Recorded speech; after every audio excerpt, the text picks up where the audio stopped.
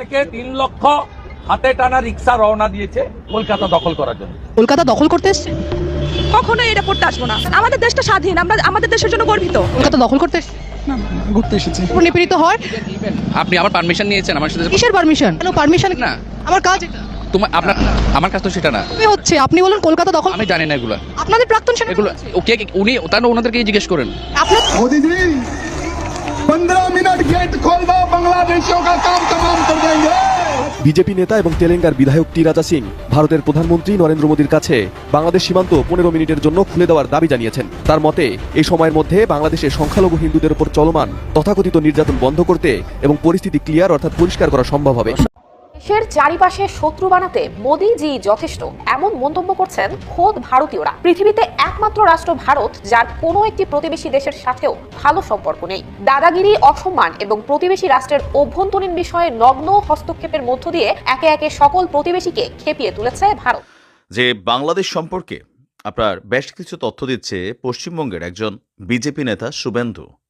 মারি ছুটিয়ে কিন্তু লাল করে দেবো দাদা, সত্যি বলছি। তুমি যে ধরনের বক্তব্য দিচ্ছ বাংলাদেশ নিয়ে, তোমার কিন্তু মারি আড়িয়াই নাই, ঠিক আছে? আসসালামু আলাইকুম ওরহামতুল্লাহ। সবাই কেমন আছেন? আশা করি সবাই অনেক অনেক ভালো এবং সুস্থ আছেন। সবাইকে স্বাগতম জানাচ্ছি আমাদের অনেক নতুন ভিডিওতে। প্রতিদিনের মতো আমি আপনাদের সিরিয়াত ফারুকি আবারও চলে আসলাম নতুন একটা ভিডিও নিয়ে। দর্শক, আজকের ভিডিও টাইটেল এবং থাম্বনেল দেখে ইতিমধ্যে বুঝতে পেরেছেন আজকে কি বিষয়টা নিয়ে কথা বলবো।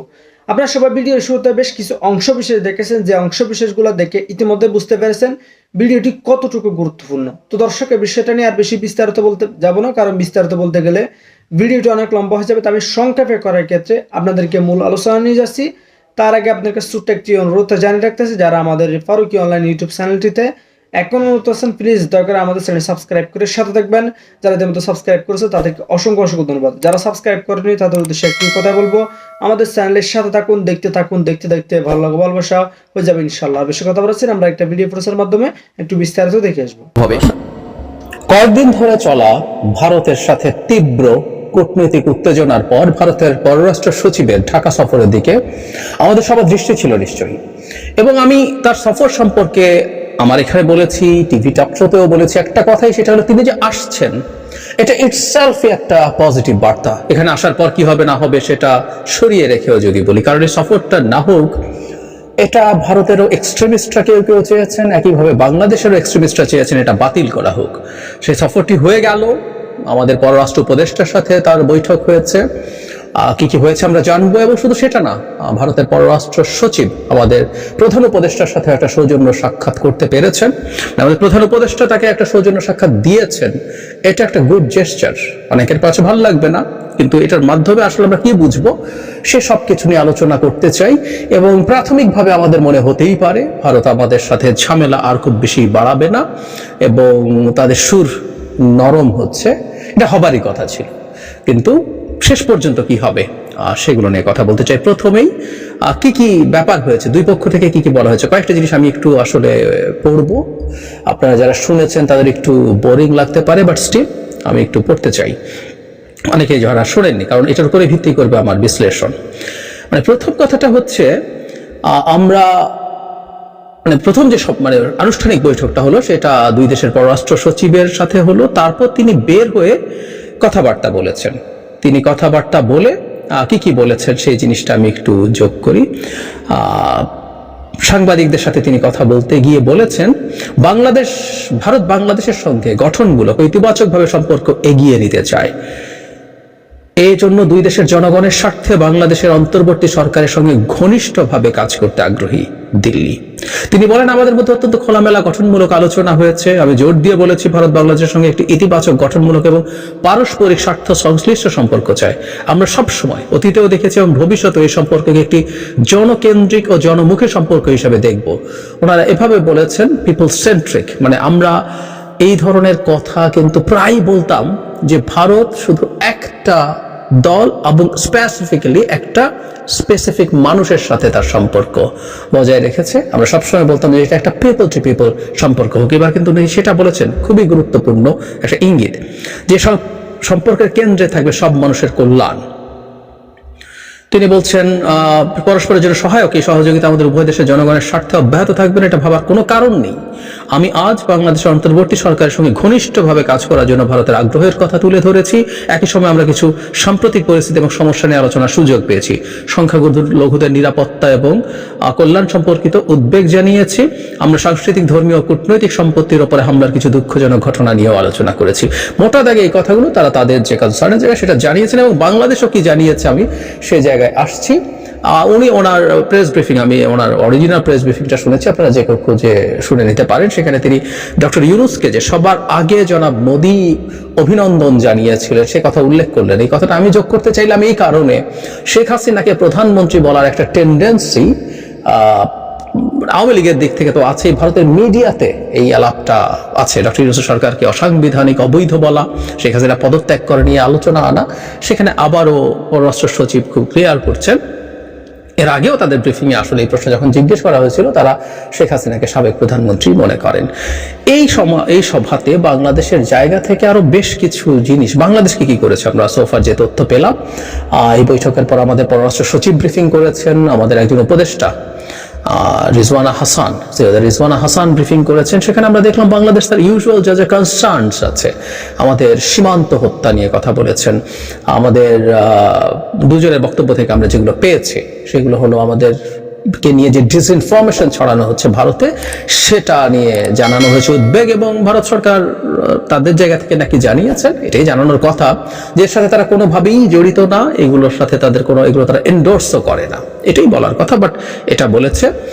এবং শুধু সেটা নয়, শেখ হাসিনা যে ভারতে বসে বসে নানা রকম উস্কানিমূলক বক্তব্য দিচ্ছেন, এই বক্তব্য নিয়ে বাংলাদেশ তার কঠোর অবস্থান জানিয়েছে। আমি গতকালই একটা ভিডিওতে বলেছি, যখন উনি ব্রিটেনে আবারও বক্তৃতা দিয়েছেন, এর আগে নিউ ইয়র্কে দিয়েছেন, ব্রিটেনে দিয়েছেন, এরপর সম্ভবত ফ্লোরিডায় আমেরিকার একটা সিটিতে বক্তব্য দেবেন, দিন তারিখ ঠিক করে উনি এখন ফর্মাল বক্তব্য দিচ্ছেন।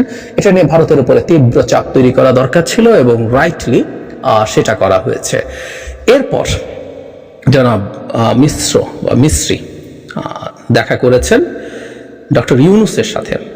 সেখানে তিনি কি বলেছেন এটা একটু আমাদের জানা দরকার, কারণ হলো এই বৈঠকে যেসব আলাপ হয়েছে সেটা আমাদের দিক থেকে আমরা কি বার্তা দিতে চেয়েছি প্রধান উপদেষ্টার পক্ষ থেকে সেটা গুরুত্বপূর্ণ। এই বৈঠকের পর আমাদের প্রেস উইং থেকে, প্রধান উপদেষ্টা প্রেস উইং থেকে একটা সংবাদ বিজ্ঞপ্তিতে বলা হয়েছে, ভারতের পররাষ্ট্র সচিব বলেছেন সম্পর্ক বাড়ানো ছাড়া দ্বিতীয় কোনো চিন্তা নেই, আমরা এটাকে উভয় দেশের জন্য লাভজনক হিসেবে দেখি। আমরা এটাকে উভয় দেশে পারস্পরিক স্বার্থের বিষয়ে আলোচনা বিক্রম মিস্ত্রি বলেছেন, আমরা যেখানে ছিলাম সেখানে থেকে আবার শুরু করতে চাই। 40 মিনিটের এই কথায় নানান আলোচনা এসছে। ভারতের পররাষ্ট্র সচিব বলেন, বাংলাদেশের সঙ্গে ভারতের সম্পর্ক অত্যন্ত গুরুত্বপূর্ণ, বর্তমান সরকারের সঙ্গে আমাদের কাজ করতে হবে। প্রধান উপদেষ্টা দুই সরকারের সম্পর্ককে দৃঢ় এবং ঘনিষ্ঠ হিসাবে উল্লেখ করেন। তারপর তিনি বলেন যে সাম্প্রতিক সময়ে দুই প্রতিবেশীর সম্পর্কে কিছু মেঘ জমে ছায়া তৈরি করেছে, এই কালো মেঘ মুছে ফেলতে ভারতের সহায়তা চেয়েছেন ডক্টর ইউনূস রাইটলি, এবং এই কাজটা হয়েছে ডেলিবারেটলি ভারতের পক্ষ থেকে। সুতরাং ভারতকে এখানে আসলে আগে ইনিশিয়েটিভ নিতে হবে। শেখ হাসিনা সম্পর্কে আলোচনা এসছে, তার প্রসঙ্গ উঠে আসে, তারপরে দুর্নীতি, স্বৈরশাসনের বর্ণনা দিয়ে প্রধান উপদেষ্টা বলেন আমাদের লোকজন উদ্বিগ্ন, কারণ তিনি সেখানে অনেক বক্তব্য দিচ্ছেন, এটা উত্তেজনা সৃষ্টি করছে। তার মানে প্রধান উপদেষ্টার জায়গা থেকেও শেখ হাসিনার প্রতি এই বার্তা দিতে বলা হয়েছে। ইনফ্যাক্ট এই পর আসলে আমরা দেখবো শেখ হাসিনা বক্তৃতা করতে পারছেন কিনা, বিশেষ করে নেক্সট 11 তারিখ, আমি যদি ভুল না করে থাকি, আমি ওই পোস্টারটা দেখেছি, 11 তারিখ শেখ হাসিনা আবার বক্তৃতা করছেন কিনা ওই সভায়, সেটা একটু দেখা দরকার হবে। আর ওটা যদি কোনো রকম হয়েও যায় তারপর উনি এটা কন্টিনিউ কতটা করছেন, কারণ এর আগের ওই বক্তব্যটা কোনোভাবে রেকর্ড করে যদি পাঠিয়েও দিয়ে থাকেন এর মধ্যে, কিন্তু এরপর ভারত সরকার আসলে শেখ হাসিনাকে এই ব্যাপারে কি নির্দেশনা দিচ্ছে বা আদেশ দিচ্ছে, বেটার সে দ্যাট, সেটা আমাদের খেয়াল করতে হবে। ইনফ্যাক্ট এই ইস্যুটা বাংলাদেশ সরকারের সিরিয়াসলি নিতে হবে, যাতে এই মেসেজটা শেখ হাসিনা এবং ভারতকে উভয়কেই দেয়া যায় যে এটা কার লেভারেজ আছে। এইটা যদি বন্ধ করা যায়, শেখ হাসিনার কাছে এই মেসেজ যাবে যে ভারত সরকার ডক্টর ইউনূসের সরকারের সাথে কোঅপারেট করছে, এবং কিছু টুকটাক রেটরিক চুরি করে একটা মানে অ্যাপারেন্টলি চুরি করে ফোন কল দিয়ে একটা ছাড়া ফর্মালি ঘোষণা দেওয়া বক্তৃতা অ্যালাউ করছে না, এটা আওয়ামী লীগের লোকজনকে ডিমোটিভেটেড করবে। সুতরাং সরকারের উচিত হবে এই একটা ইস্যুতে কন্টিনিউ করে যাওয়া। রাইটলি ডক্টর ইউনূস এটা জানিয়েছেন। মিস্ত্রি জানাচ্ছেন পররাষ্ট্র সচিব জুলাই আগস্টের গণঅভ্যুত্থানের সময় প্রতি ঘন্টায় বাংলাদেশের ঘটনাবলী পর্যবেক্ষণ করেছেন। হ্যাঁ, করেছেন খুব ভালো মতোই জানি। এক একটা পর্যবেক্ষণ এক এক রকম আতঙ্কের সাথে পর্যবেক্ষণ করেছেন নিশ্চয়ই, যে তার স্লেভের পতন হচ্ছে। যাই হোক, প্রধান উপদেষ্টা আরো অনেক কথাবার্তা বলেছেন, তরুণদের সম্পর্কে বলেছেন, আর তাদের বন্ধুরা জানিয়েছেন কারা কারা, এইসব কথাবার্তা তাদের এখানে এসছে, এবং অন্যান্য ইস্যু, যেসব ইস্যু নিয়ে আমাদের সমস্যা আছে সবকিছু উনি তুলেছেন। এখানে একটা জিনিস যোগ করে আমি আমার সর্বশেষ মন্তব্যে আসবো অ্যাবাউট দিস ভিজিট। সেটা হলো আজই আর একটা গুরুত্বপূর্ণ ঘটনা ঘটেছে জনাব মিস্ত্রি ঘটনাচক্রে সেই দিনই ঢাকায়। সেটা হচ্ছে ডক্টর ইউনূসের সাথে ইউরোপিয়ান ইউনিয়নের দেশগুলোর রাষ্ট্রদূতেরা বৈঠক করেছেন কম্বাইন্ডলি। 2.5 ঘন্টার একটা দীর্ঘ বৈঠক ছিল, এবং ইন্টারেস্টিং ব্যাপার হচ্ছে সেখানে বাংলাদেশে হাতে গোনা কয়েকটি ইউরোপিয়ান ইউনিয়নের সদস্যের দেশের এম্বাসি আছে, প্রায় সবগুলো আছে ভারতে। ভারত থেকে সব রাষ্ট্রদূত উড়ে এসেছিলেন ডক্টর ইউনূসের সাথে বৈঠক করতে। সো এটা নিশ্চয়ই দেখে গেলেন, তারা নিশ্চয়ই সব খবর জানেন, কিন্তু আবার দেখে গেলেন। সো এটাও ডক্টর ইউনূস সরকারের সাথে তাদের সরকারকে তাদের এন্ডোর্সমেন্টের কথা ওখানে এসছে। মিস্ত্রির সাথে আরও কিছু আলোচনার মধ্যে এসছে যে আমাদের ভিসা ইনক্রিজ করা। মিস্ত্রি নাকি সেটা অ্যাগ্রি করেছেন, সেটা বাড়ানো। ইনফ্যাক্ট বলতে হবে না, এটা বাড়বে, কোনো রকম কোনো সন্দেহ নেই। যাই হোক, আমরা কিভাবে দেখবো, আমি জনাব মিস্ত্রি কি বক্তব্য দিয়েছে কন্টেন্টটার কথা বলেছি, কিন্তু আমি আপনাদেরকে সাজেস্ট করবো আপনারা একটু বক্তৃতাটা, তার বক্তব্যটা, প্রেস ব্রিফিংটা একটু দেখুন। বহুবার বলেছি, আপনাদের নিশ্চয়ই মনে আছে, অনেকে এটা অলরেডি জানেন। আপনি কারো সত্যিকার মেসেজ যদি ধরতে চান তাকে দেখতে হবে। লেখা পড়লে খুব কম কমিউনিকেশন হয়, তারপর আপনি শুনলে ইনফ্লেকশন অফ ভয়েস, উনি কিভাবে কথাগুলো বলছেন, ইন্টোনেশন, স্ট্রেস, এইগুলো একটা পার্সেন্টেজ, লেস দেন হাফ তাও। যখন কাউকে দেখেন তার ফেশিয়াল এক্সপ্রেশন, তার বডি ল্যাঙ্গুয়েজ, এগুলো ফুল কমিউনিকেশন করে। আমি জানাব মিস্ত্রির বক্তব্যের মধ্যে এগুলো জাস্ট কতগুলো ডিপ্লোম্যাটিক রেটরিক আমার কাছে মনে হয়নি। আমার কাছে মনে হয়েছে উনি এটা মিন করেছেন। আসলে মিন করাটাও আসলে সিদ্ধান্তের ব্যাপার, তারা এটা মিন করবেন এই মেসেজটা দিতে চেয়েছেন, এবং তার ওয়ার্ডিং যা বলেছেন সেগুলো তো আসলে খুব চমৎকারই ছিল, অত্যন্ত গুরুত্বপূর্ণ অনেকগুলো শব্দ ব্যবহার করেছেন। এবং আই রিপিট যে people centric, people to people, এই কথাবার্তাগুলো উনি বলছিলেন, জনগণের সাথে জনগণের সম্পর্কের কথা। যে অভিযোগটা ভারতের বিরুদ্ধে ছিল সেই অভিযোগটা থেকে উঠে এসে তারা এই ধরনের আলাপ সামনে আনছেন। সামনে আমরা কি দেখব, আমি সোফার যেটা দেখছি সেটা হলো ভারত বাংলাদেশের সাথে তার উত্তেজনা কমিয়ে আনবে, ডিএসকালেট করবে, এই অনুমান আমি অনেকেই করেছেন, আমিও একাধিকবার বলেছি। কারণ সে আর খুব বেশি দিন অ্যাফোর্ড করতে পারে না, কারণ তার যে ওভারঅল বাণিজ্য মানে 13 বিলিয়ন 14 বিলিয়ন ডলার এক্সপোর্ট না, বাণিজ্য মানে তার মাটিতে গিয়ে আমরা চিকিৎসা, শিক্ষা এবং বেড়াতে গিয়ে শপিংয়ে বিলিয়ন বিলিয়ন ডলার আমরা খরচ করে আসি। সেটা বাণিজ্য মানে হচ্ছে আমাদের দেশের মাটি থেকে কম বেশি 10 বিলিয়ন ডলার বৈধ এবং অবৈধ চ্যানেলে অবৈধভাবে বিরাট একটা অংশ, বেশিরভাগই চ্যানেল বৈধ অবৈধ দুটোই আছে, কিন্তু বিরাট একটা অংশ অবৈধভাবে কর্মরত, যারা ট্যুরিস্ট ভিসা নিয়ে এসে দিব্যি কাজ করে বেড়াচ্ছেন ওয়ার্ক পারমিট ছাড়া, ইনকাম ট্যাক্স না দিয়ে, লুকিয়ে চুরিয়ে ইনকাম হাইড করে, সেটাও 10 বিলিয়ন ডলার কম বেশি। সো বাণিজ্যটা বিরাট বড়। খুব দীর্ঘদিন ভারত বাংলাদেশের সাথে এই ধরনের সম্পর্ক চালিয়ে যেতে পারবে না, তাকে ভিসা দিতে হবে, তার স্বার্থেই দিতে হবে, এবং তার সাথে বাংলাদেশের বাণিজ্য অবারিত করতেই হবে, কোনো সন্দেহ নাই। সুতরাং ভারত তার জায়গা থেকে এটা চেষ্টা করেছে, তার কিছুটা বাণিজ্য রক্ষার জন্য কিছুদিন একটু টাফ অ্যাটিটিউড দেখানোর দরকার ছিল, সেটা দেখিয়েছে। তবে এটাও বলেছি, কিন্তু আমি মনে করি ভারতের যে রাজনীতি, ভারতের যে আইডেন্টিটি পলিটিক্স, পরিচয়বাদী রাজনীতি, সেই রাজনীতির জন্যই বাংলাদেশের, যেহেতু এই সরকার তার স্লেভ সরকার না, তাকে বাংলাদেশে হিন্দু কার্ড খেলা, বাংলাদেশে হিন্দুরা অত্যাচারিত হচ্ছে। সুতরাং যেহেতু অত্যাচারিত হচ্ছে, সেই হিন্দুদের একজন রক্ষাকর্তা দরকার। জনাব মোদী, তার দল এটার রক্ষাকর্তা, তাদের নাগরিকত্ব দেব, এই যে জাতিবাদী পলিটিক্স, এটা তাকে আসলে করে যেতে হবে। সুতরাং রেটরিকলি তারা খুব বেশি সরে যাবে না, এবং পশ্চিমবঙ্গের বিধানসভা নির্বাচনের আগে তো এই সম্ভাবনা যথেষ্টই কম। সুতরাং অন্যান্য রিলেশনশিপ আগাবে, চলবে, কিন্তু এই রেটরিকগুলো মিডিয়া সে অস্বীকার করবে যে আমরা তো বলিনি, এগুলো মিডিয়া বলছে, কিন্তু ভারতের বেশিরভাগ মিডিয়া এখন কার্যত বিজেপির প্রোপাগান্ডা মেশিনে পরিণত হয়েছে। অ্যাট দ্য সেম টাইম মিডিয়াতে এগুলো আরো বেশ কিছুদিন থেকে যাবে আমরা এটা ধারণা করি। সেটা হচ্ছে ভারতের মিডিয়াতেও নাকি আওয়ামী লীগ যথেষ্ট ইনভেস্ট করেছে, মানে তাদের এত অকল্পনীয় পরিমাণ টাকা আছে, এই ইনভেস্ট করা তাদের জন্য আসলে কঠিন না। ইনভেস্ট করিয়ে তারা এই ধরনের অনেক কিছুই ঘটাতে পারে, এটা চলবে। কিন্তু মোটা দাগে আমাদের মধ্যে সম্পর্ক নর্মালাইজড হবে, এটা আমরা আশা করতেই পারি। এটা দুই পক্ষের জন্যই ভালো, এবং আমি কখনোই মনে করি না এই দুই দেশের মধ্যে তীব্র উত্তেজনাকর পরিস্থিতি অনেক বেশি দিন থাকুক এবং সেটা ক্রমাগত বাড়তে থাকুক। এতে কারো কারো হয়তো ভালো মনে হয়, কিন্তু এই দুই প্রতিবেশী পরস্পরের সাথে একটা ওয়ার্কিং রিলেশনশিপ মানে অচিরেই চালু করা দরকার, এবং আস্তে আস্তে অন্যান্য যেসব সংকট আছে সেগুলো থেকে মুক্ত হতে হবে। আর ভারতের আসলে তার জায়গা থেকে সদিচ্ছার একটা বড় প্রমাণের জায়গা, এটার জন্য তেমন কিছু করতে হয় না। মানে আমাদের প্রধান উপদেষ্টা বলেই দিয়েছেন যে শেখ হাসিনা অভিযুক্ত হলে তাকে ফেরত চাওয়া হবে, একসময় বলেছিলেন যখন ফেরত, এবং আমাদের অ্যাপারেন্টলি মনে হচ্ছিল যে তার ওয়ারেন্টের পরে চাওয়া হবে। সো একটা বিরাট ছাড় তিনি দিয়েছেন। এরপর অন্তত শেখ হাসিনা ওখানে বসে বাংলাদেশের মাটিতে অস্থিরতা তৈরির চেষ্টা যাতে কোনোভাবেই না করেন, ভারতকে এনশিওর করতে হবে। ঘোষণা দিয়ে বক্তৃতাও না, তার তথাকথিত ফোন কল রেকর্ড করে যাতে ছেড়ে না দেওয়া হয়। এই ছাড়া বা বক্তৃতায় আমি আগে একটা ভিডিওতে বলেছি, আমাদের লাভই আছে শেখ হাসিনার ওই বিশ্রী নোংরা কথাগুলো যে তোমার শুনবো, তার প্রতি ঘৃণা বিদ্বেষ তত বাড়বে, আমাদের ঐক্য তত বাড়বে।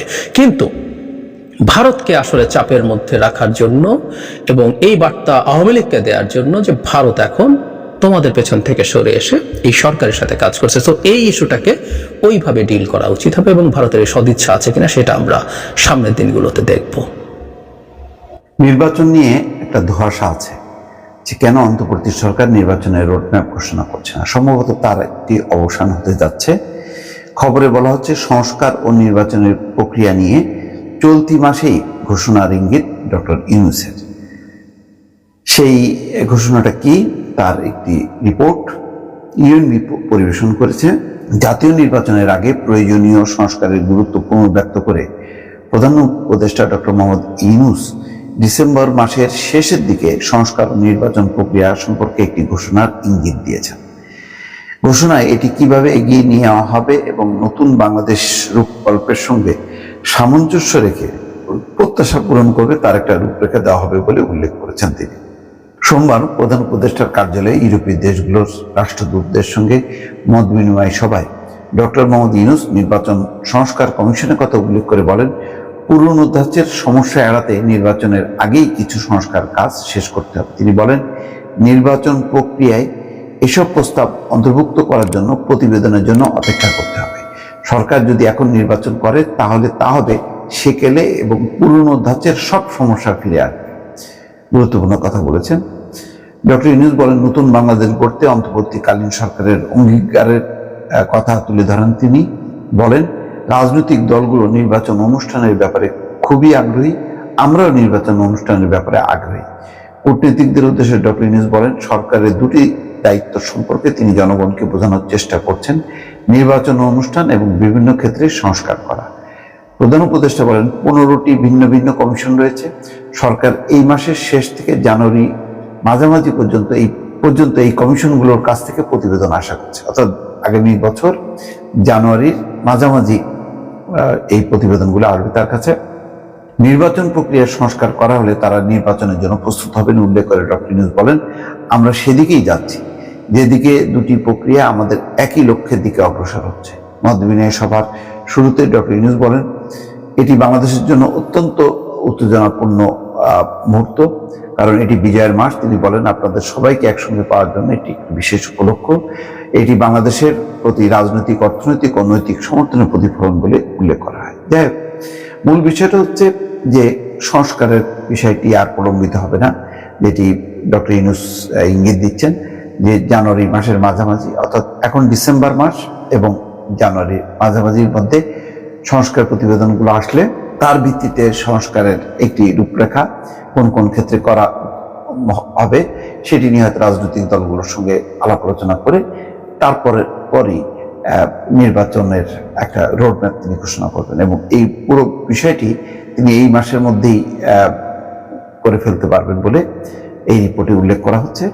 যে তখন তিনি বুঝতে পারবেন যে সংস্কারের কাজগুলো কোন পর্যায়ে আছে এবং এর ভিত্তিতে নির্বাচনটা কবে হবে সেটি মোটামুটি এই মাসের মধ্যেই হবে বলে তিনি এই রিপোর্টে বলা হচ্ছে, ডক্টর ইউনূসও সেটা মনে করেন বলে বলা হচ্ছে।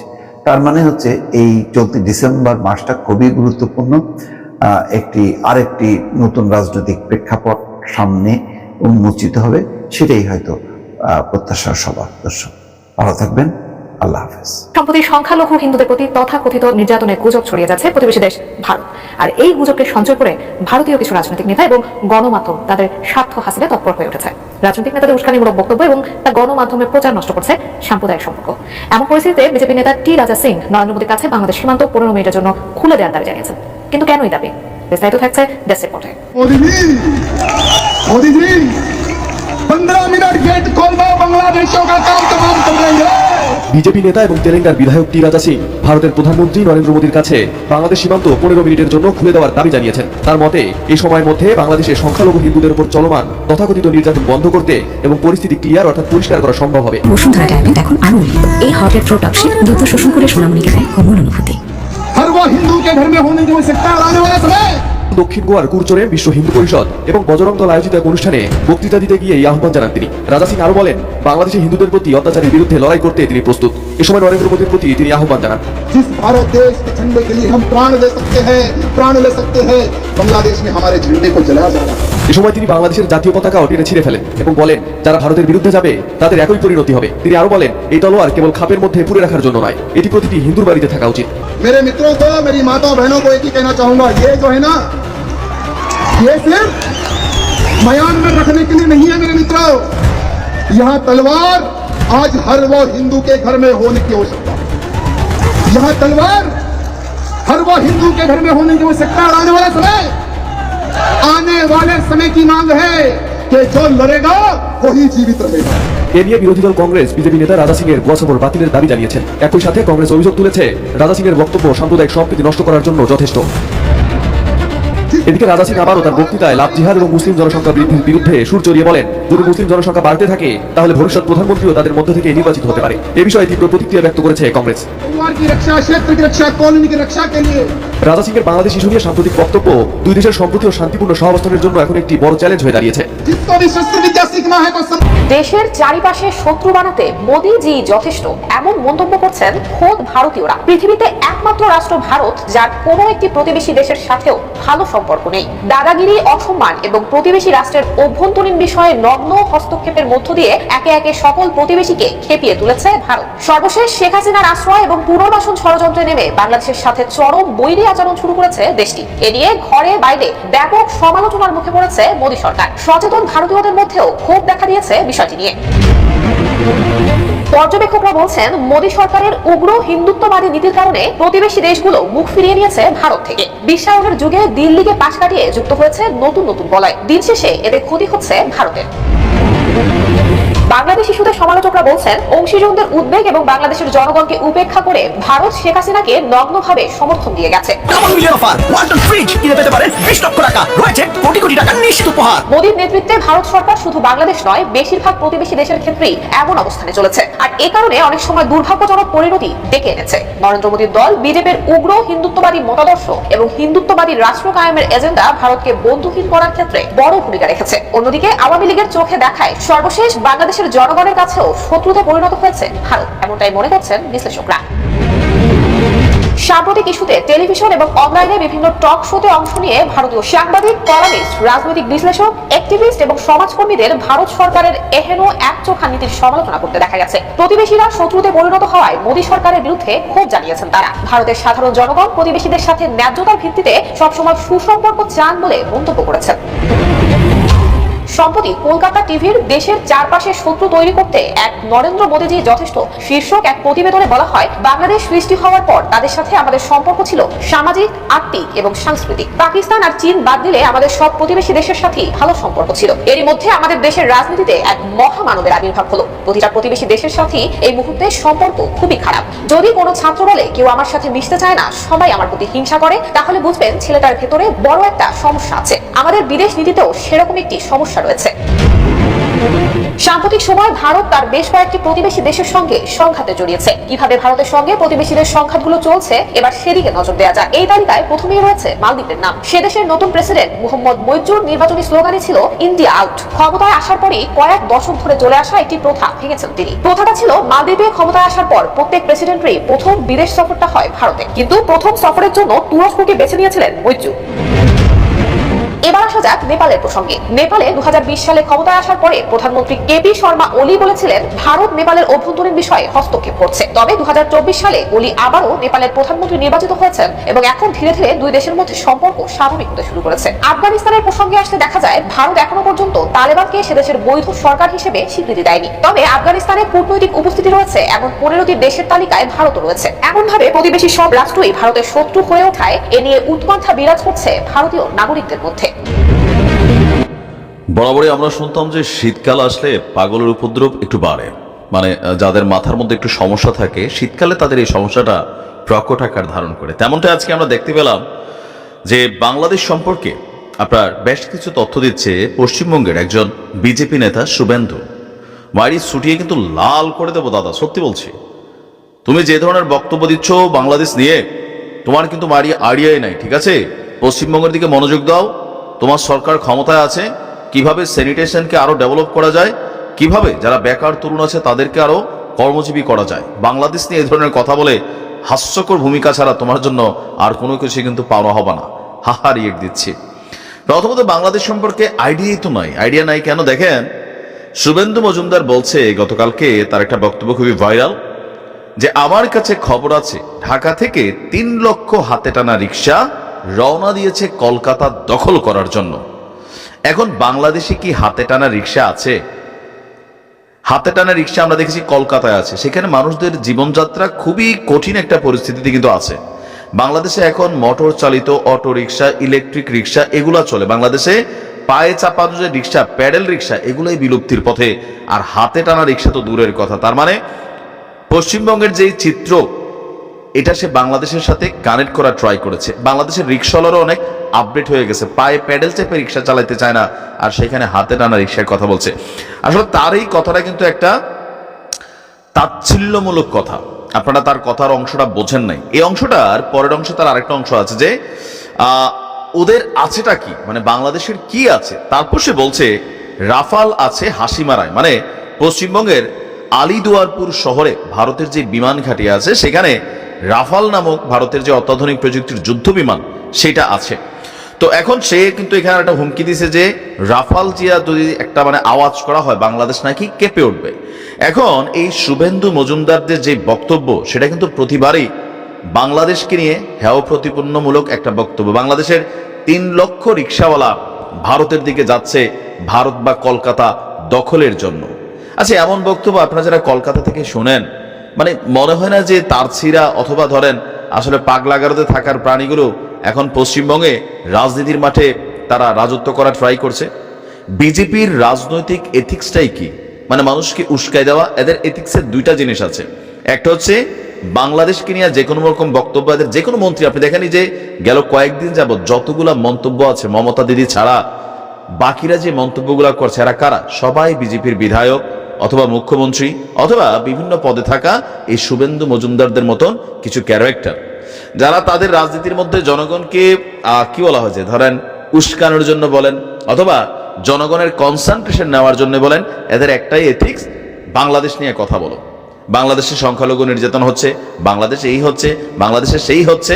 আর ভারতে হিন্দুদেরকে নিয়ে অন্যান্য যে ধর্ম বা জাতি গোষ্ঠী আছে তাদের মধ্যে একটা পেচকি লাগানো, কোন মসজিদের নিচে কোথায় সেই কয় হাজার বছর আগে মন্দির ছিল, এগুলা বইলা বইলা ভারতের আপামর জনতার মধ্যে তারা যে সাম্প্রদায়িক সম্প্রীতিটা ছিল এটা কিন্তু ভেঙে দিয়েছে।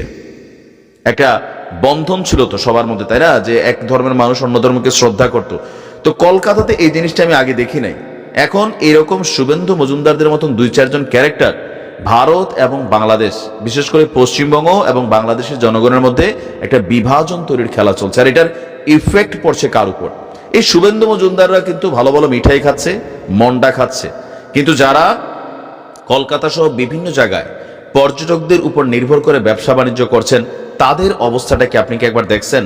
আপনাদের দেশের গণমাধ্যমে যে ব্যবসায়ীদের বক্তব্যগুলো আসছে সেটা কি দেখছেন? কত হাজার লোক কর্ম হারাচ্ছে সেটা কি দেখছেন? ভারতে যারা সচেতন নাগরিক আছেন, আমি মনে করি যে এটা আপনাদেরই দায়িত্ব যে বাংলাদেশ ইস্যুতে এই যে মিথ্যাচার হচ্ছে সেটাকে আপনারা জবাব দেওয়ার জন্য। ভালো থাকবেন, আর শুভেন্দু মজুমদারদের কথার ফাঁদ থেকে একটু সাবধান থাকবেন। আসসালামু আলাইকুম। তো প্রিয় দর্শক, এই বিষয়টি আপনার মতামত দ্রুত কমেন্টে জানিয়ে ফেলুন। আর যদি আমাদের ফারুকি অনলাইন ইউটিউব চ্যানেলটিতে এখন নতুন আছেন, প্লিজ দয়া করে আমাদের চ্যানেল সাবস্ক্রাইব করে সাথে থাকবেন। এতক্ষণ সাথে থাকার জন্য সবাইকে অসংখ্য ধন্যবাদ জানিয়ে শেষ করতেছি আজকের ভিডিওটি। ধন্যবাদ সবাইকে।